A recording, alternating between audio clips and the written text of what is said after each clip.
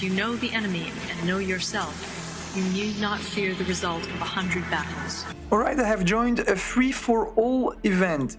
For those among you who don't know it, this is an event where you get to play an anonymous round with disabled coalitions. Show your skill and win a great gold prize. Uses random country selection. So yeah, this is pretty cool because there's no coalitions, it's anonymous, so nobody knows who is whom, and it's even random country selection, so that is great. I was afraid to get a country with Allies Doctrine because I'm not very good in Allies Doctrine. They have a very slow start, they're pretty weak at the start. I was hoping for a Comintern Doctrine or Pan-Asian. I've got Pan-Asian, I'm happy with that. But oh boy, which Pan-Asian country? Yeah, Nationalist China. You might remember that I've just played Nationalist China where I attempted to have a solo victory. So again, I have the same country. Let's hope, however, this time I get a solo victory, right?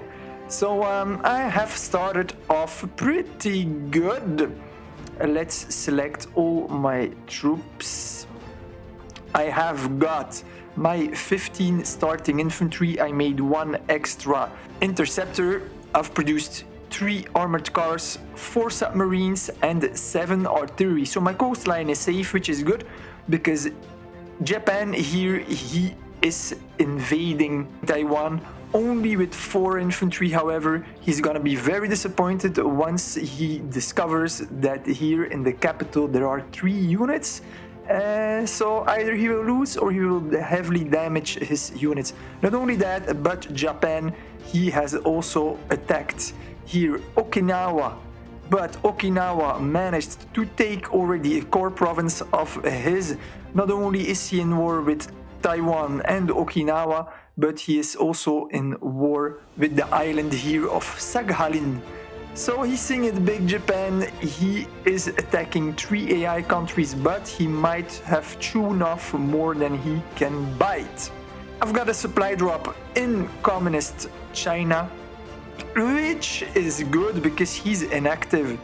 When I scroll through his 3 cities here, you're gonna see that he has no buildings whatsoever. Same goes here for Sichuan, who has built nothing neither. So these countries here, these 2 countries, they're not inactive, which is cool. It makes my border safe. I have only 1 player of whom I thought he was active because he has buildings in every city. So I can even see some buildings. This is an airbase and here there is a barracks. Why? Because I've been scouting. Because I've noticed that although he seems to be active because he built buildings, he hasn't moved any units, he hasn't produced any units. I have used my interceptors here, as you can see, because with Pan-Asian interceptors it's very easy to scout. They have a bigger patrol circle, they move faster, they have a larger range, so this is great for scouting. As you can see, with my airbase here, I can scout his whole country. So this is great. I have done my scouting, so now is the time to call back my planes because I am going to attack, and I don't want my planes to attack because every 15 minutes they attack in their patrol circle. So we're gonna declare war to China. I've already declared trade embargo, so now we're gonna take it up to the next level. Never ever skip any diplomacy steps if you want to stay on friendly terms with the AI. There we go, my artillery has opened fire immediately. I'm gonna help him manually so that I can move. There we go. I'm gonna move now for a half an hour. Oh, that's only 20 minutes even. Pan-Asian is crazy fast. I love it. There we go. 25 minutes. Perfect. As soon as this is cleared here, I can set my armored cars free in the interior. I'm gonna take any province where there is no units. This way I'm gonna be able to move faster with my artillery between the cities so that I can capture everything. You can see here with a single artillery shot, the infantry has lost 10 hit points, which is great because Pan-Asian artillery, they get a bonus versus unarmored units. So always study your doctrine, always try to exploit the strength. Also the armored cars get a Pan-Asian doctrine bonus, their planes too.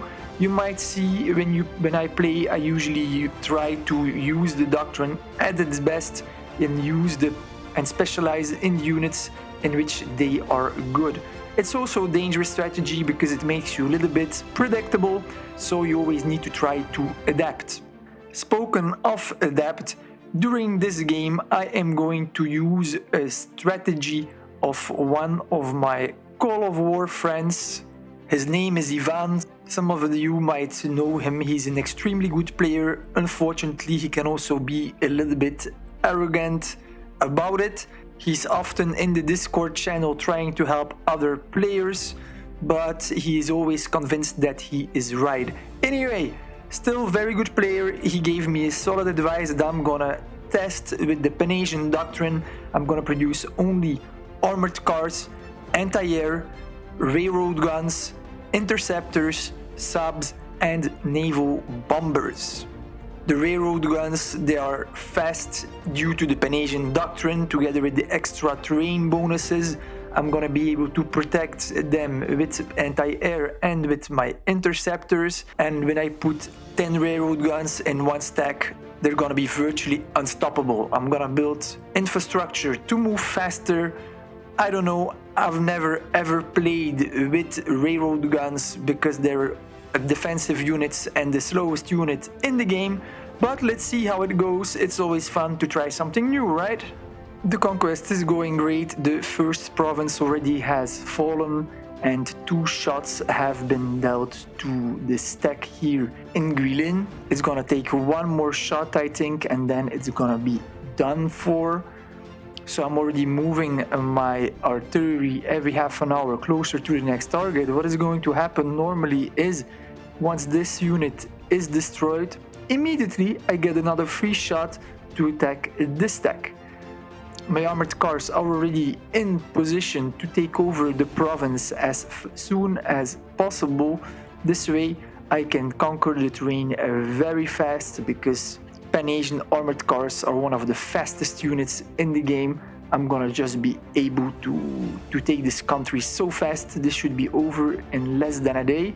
We will see, because artillery stays slow, but also Pan-Asian artillery, they are fast, and if they can move a lot on friendly terrain, then this is gonna help a lot. Japan, he has halted here his advance into Taiwan. He has realized that he cannot win because the AI has not 3 units but 4 units there. So bummer, I guess. My submarine is already in place to see what happens. He might send more troops, we'll see. Anyway, I'm not gonna let the troops off that island.